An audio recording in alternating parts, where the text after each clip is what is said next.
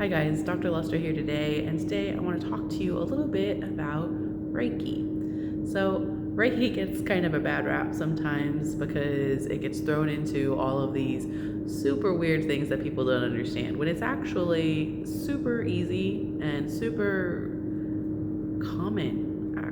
That's the word I want to use, because it's something that we all do on a daily basis and we don't actually realize it. This is just like focused way to do it. And it just gets a really bad rap.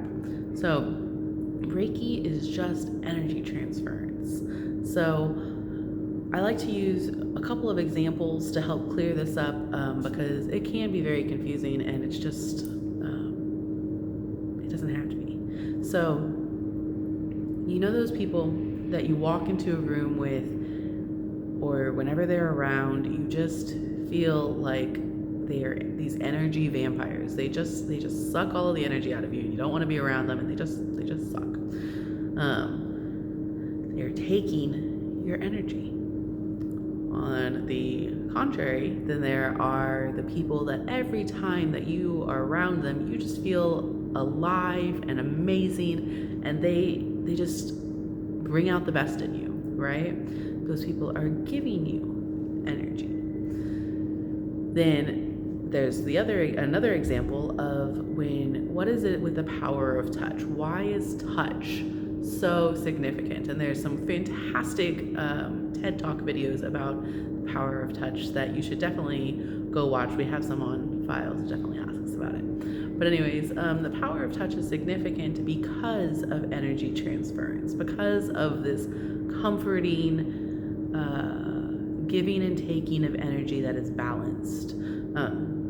So think about when you get a hug from somebody, or even just when you're getting a massage. Why is a massage significant? All they're doing is putting pressure and rubbing on things that hurt, right? Or just, they don't even have to hurt, it just feels good, right?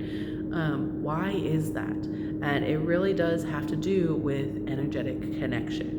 Really just this balancing of energies. And balancing energies is important because sometimes you have some toxicity that needs to go in a certain place, and you're lacking in another place with positive stuff. So we just need to balance each other out. That's the whole point of energy transference, is to help balance each other out a little bit, right?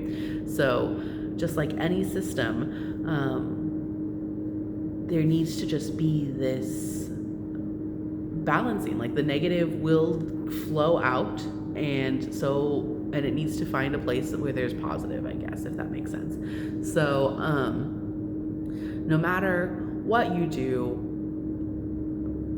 creating boundaries around energy transference is super important, because no matter what you do, the energy transference is kind of going to happen whenever you touch somebody, or even when you're around them. Which kind of brings me to my last example, which is that your heart actually can be registered.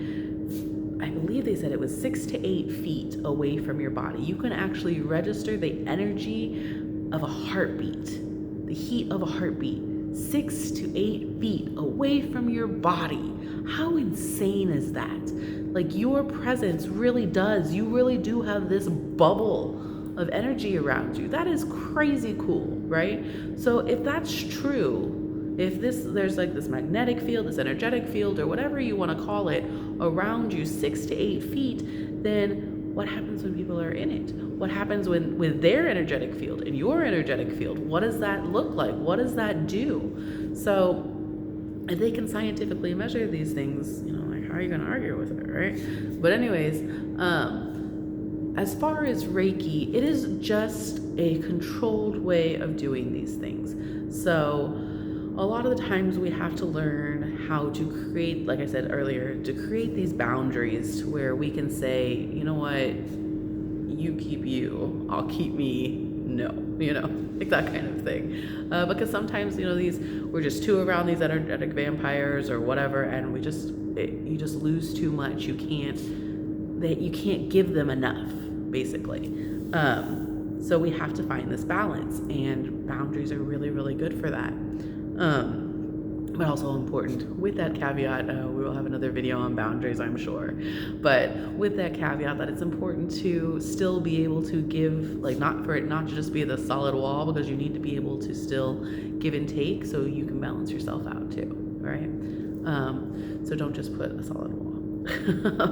But anyways, Reiki is just this transference of energy, this controlled way of doing it. So it's saying, okay, I am putting down this boundary and I'm going to allow this out, or I'm going to allow this in. And it can be focused, it can be kind of controlled into one area, it can be positive or negative, it can be hot or cold, that kind of thing, because you really can control those types of things. And the more you step into some of that, it just becomes obvious and it becomes very real. And it's not something that I can do and you can't do or anything like that.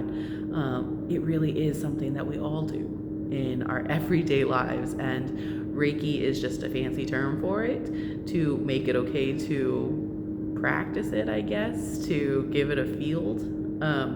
But it's something that we all do. And can it provide healing? Absolutely. Can the power of touch provide healing? Absolutely.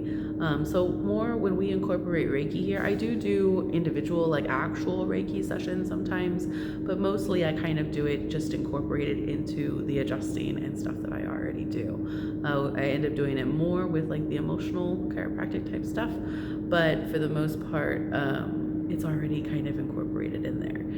Reiki is just a great way of saying, you know what, there is this thing called energy transference. We don't know exactly how it works or whatever, but we gave it a name, and now you can legally do it. So I hope that clarifies some things. I know it's kind of a complex topic and sometimes it gets a bad rap, but truly it's something that we all do naturally, not just humans. I mean, animals do it, plants have a registered magnetic field and energetic field, which is crazy, so we all have this field and there's nothing wrong with it. And really truly, Reiki is just a term for that. So I hope that clarifies and demystifies Reiki just a little bit, and that maybe makes it less scary. Thanks, guys.